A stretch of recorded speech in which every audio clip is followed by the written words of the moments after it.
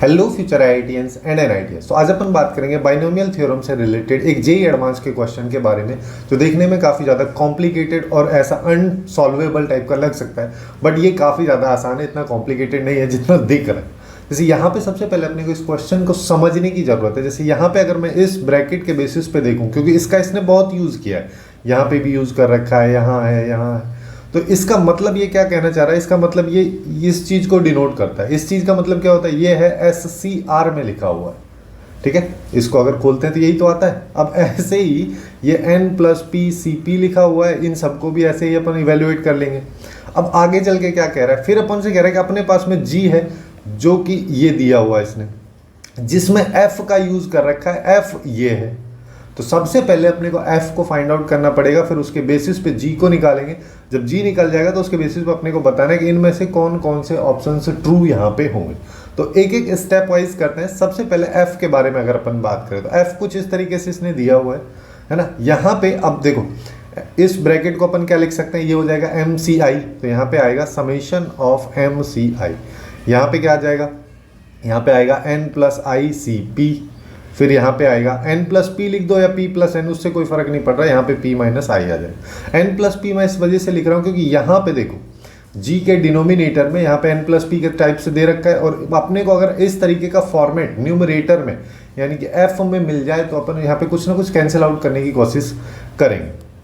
अब ये अपने को दिया हुआ है, इसको थोड़ा सिंप्लीफाई करते हैं। सिंप्लीफाई करने को देखो, अब अगर मान लो जो भी चेंजेस मेरे को करने हैं, इसकी हेल्प से तो कोई चेंज होगा नहीं, क्योंकि M का यूज़ यहाँ पे कहीं पे हो ही नहीं रहा है। तो इसको अगर मैं एज इट इज़ लिख दूँ, वैसे चाहो तो इसको भी खोल के लिख सकते हो, उससे भी कोई फ़र्क नहीं पड़ेगा। इसको अगर मैं एज इट इज़ लिख दूँ, दूसरे वाले के बारे में बात करते हैं, तो ये क्या आ जाएगा, N+I का फैक्टोरियल ऊपर आ जाएगा, नीचे आएगा P फैक्टोरियल, और फिर यहाँ पे आएगा N+I-P का फैक्टोरियल।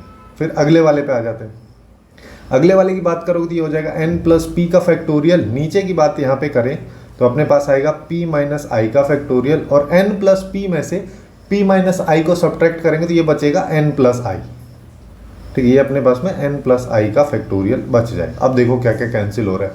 यहाँ पे अगर देखें तो ये वैल्यू इस वैल्यू को कैंसिल आउट कर दे रही है।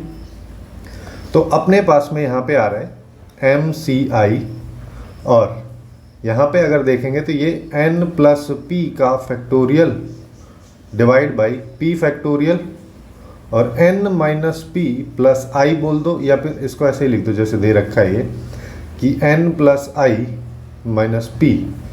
का फैक्टोरियल। ये अपने को दिया हुआ है। दूसरी साइड में अपने पास में यहाँ पे क्या है, यहाँ पे अपने पास 1/P-I का फैक्टोरियल, ये अपने को दे रखा। अब अपने को यहाँ पे इसको फॉर्मेट में कन्वर्ट करना। फॉर्मेट में कन्वर्ट करने के लिए मैं यहाँ पे क्या कर सकता हूँ, देखो अगर अपन यहाँ पे सबसे आसान अप्रोच यहाँ पे क्या रहेगा कि अपन यहाँ पे कुछ ना कुछ इसको बनाने की कोशिश करते हैं। जैसे कि ये है ना N+P-CP, इसको अगर सॉल्व करोगे या सिंप्लीफाई करोगे तो ये आ जाएगा N+P factorial divide by P factorial, और यहाँ पे आएगा N फैक्टोरियल। अब इसमें देखो N+P फैक्टोरियल है, P फैक्टोरियल भी है, अपने को N फैक्टोरियल चाहिए। N फैक्टोरियल यहाँ पे है नहीं, तो मैं यहाँ पे क्या करता हूँ, इसके न्यूमरेटर और डिनोमिनेटर दोनों में N फैक्टोरियल से मल्टीप्लाई कर देता हूँ।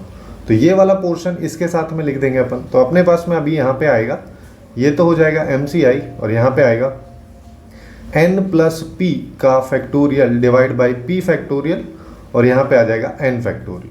ठीक है ना, ये समझ में आ ही रहा होगा N फैक्टोरियल कहाँ से आया। N+P में से P को सब्ट्रैक्ट करेंगे तो P अपने N बचेगा यहाँ, ये अपने पास में आ गया। दूसरी साइड की अगर बात करोगे तो दूसरी साइड अपने पास N फैक्टोरियल है, एक साइड में P-I फैक्टोरियल है। और अब देखो इसको भी बना लेते हैं। इसको बनाएंगे तो यहाँ पे क्या आएगा, N में से P-I अगर मैं सब्ट्रैक्ट करूँगा इसका फैक्टोरियल, तो ये यही बचेगा। जो ये लिखा है ये वैल्यू एक्चुअली में यही है।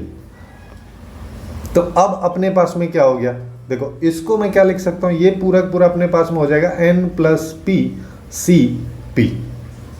ठीक है, और इसकी अगर बात करेंगे तो ये अपने पास में आ जाएगा N+CP-I। तो अब अपने पास में क्या आ रहा है, इस वैल्यू को अगर अपन सिंप्लीफाई कर रहे हैं तो यहाँ पे आएगा MCI, यहाँ पे आ जाएगा N+P-CP, यहाँ पे आएगा थर्ड वाला अपने पास में NCP-I।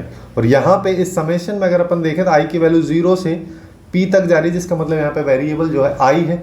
यानी कि इस फॉर्मेट में कहीं पे आई नहीं है तो ये कांस्टेंट टर्म है, इसको अपन आगे ले सकते हैं और जिसको मैं ब्रैकेट फॉर्म में लिख देता हूँ n प्लस पी और ये आ जाएगा। इसके बाद समेशन लगा हुआ है, यहाँ पे है M C I N C P minus I, I की वैल्यू 0 से p तक ये दिया हुआ है ना।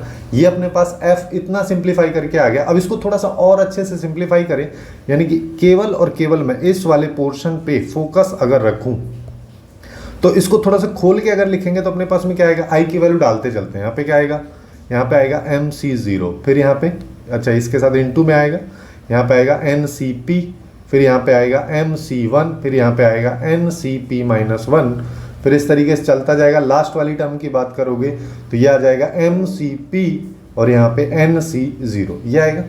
अब ये बाइनोमियल कोफिशिएंट्स के मल्टीप्लिकेशन का सम है, ये वो वाली सीरीज है जिसमें लोअर इंडेक्स को अगर अपन देखते हैं तो यहाँ पे ये लोअर इंडेक्स और ये लोअर इंडेक्स दोनों मिलके इन दोनों का सम करते हैं तो पी आ रहा है। फिर चाहे यहाँ पे सम कर लो तब भी अपने को पी मिल रहा है, फिर चाहे लास्ट वाली टर्म्स में सम कर लो तब भी अपने को पी ही मिल रहा है। जब इस तरीके का सिचुएशन होता है तो इसका आउटपुट पूरे का जो है सिंपली अपन लिख सकते हैं कि ऊपर वाला अपर इंडेक्स को ऐड कर दो और लोअर इंडेक्स जो ऐड करने पे आ रहा है वो, ये इसका आउटपुट होता है। ठीक है, ये काफ़ी बेसिक सा है और यहाँ पे जब भी बाइनोमियल कोफिशिएंट के मल्टीप्लिकेशन वाली सीरीज के बारे में बात की जाती है तो इसके बारे में ऑब्वियस सी बात है कि बात की ही जाती है। तो अब अपने पास में यहाँ पे जो फंक्शन है वो एक्चुअली में ये वाला आ गया है। ठीक है, अब जैसे g की अगर मैं बात करूँ तो f फंक्शन अपने पास में क्या आ गया, ऊपर तो n प्लस पी ये वाला ब्रैकेट बन गया और इसके साथ में ये वाला आ जाएगा, यहाँ पे आएगा m plus N C P, जहाँ पे समेशन p इक्वल टू 0 से m प्लस n का लगा हुआ है, नीचे n प्लस p है ये दे रखा है, जिसमें ये वैल्यू कांस्टेंट है, ये एक दूसरे को कैंसिल कर देंगी। अब इसको थोड़ा खोल लो। ठीक है, इसको अगर मैं खोलता हूँ तो देखो यहाँ पे क्या आएगा m प्लस n, p की जगह 0 डाला तो 0, फिर यहाँ पे m प्लस n, यहाँ पे 1 आ जाएगा, यहाँ पे m प्लस n सी 2, इस तरीके से चलेगा और लास्ट में m प्लस n सी m प्लस n। हालांकि यहाँ पे m प्लस n करके दे रखा है, लेकिन इस चीज़ को थोड़ा सा अगर तुम लोग रियलाइज करोगे तो यहाँ पे हो क्या रहा है कि एक सीरीज ऐसी तुम लोगों ने पढ़ी होगी n सी 0 प्लस n सी 1 प्लस n सी 2, इस तरीके से अगर n सी n तक होता है तो इसका आउटपुट 2 की पावर n होता है ना। वैसे ही अगर मैं m प्लस n को अल्फा बोल दूँ तो अल्फा सी 0, अल्फा सी 1, अल्फा सी 2, इस तरीके से अल्फा सी अल्फा तक जा रहा है तो इसकी पावर 2 की पावर अल्फा हो जाएगी इसका आउटपुट, या फिर 2 की पावर m प्लस n। तो g अपने पास में जो है m n और p के रेस्पेक्ट में जो निकल के आ रहा है वो 2 की पावर m प्लस n ये आ रहा है। इतना सिंपल है।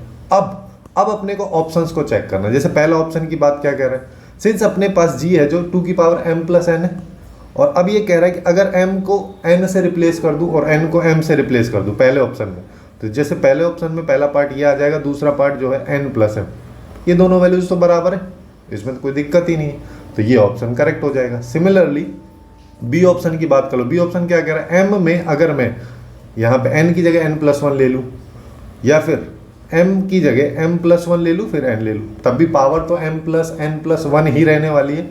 दोनों केसेस में पावर सेम है तो मतलब ये ऑप्शन भी करेक्ट है। लास्ट ऑप्शन के बारे में अगर अपन बात करें, जैसे 2m और 2n अगर मान लो मैं लेना चाहूँ तो यहाँ पे क्या आ जाएगा 2 की पावर 2m और 2n, जिसको अपन ऐसे लिख सकते हैं 2 की power 2 into m plus n, 2 मैंने कॉमन ले लिया।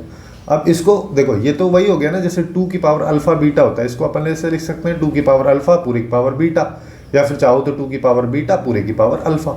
वही चीज़ मैं यहाँ पे कर सकता हूँ, ये हो जाएगा 2 की पावर m प्लस n और पूरे की पावर हो जाएगी 2, ये अपना g है और उसका स्क्वायर, जिसका मतलब 2 तो मल्टीप्लाई में आएगा नहीं, यहाँ पे स्क्वायर आएगा, यानी कि डी ऑप्शन इसका करेक्ट हो जाएगा। तो इस तरीके से इस क्वेश्चन को अपन सिंप्लीफाई कर सकते हैं, जिसमें इसके करेक्ट आंसर A, B और D होगा। सो आज के लिए बस इतना ही। Hopefully you guys find it useful, and if you find it useful then please do like, share and subscribe.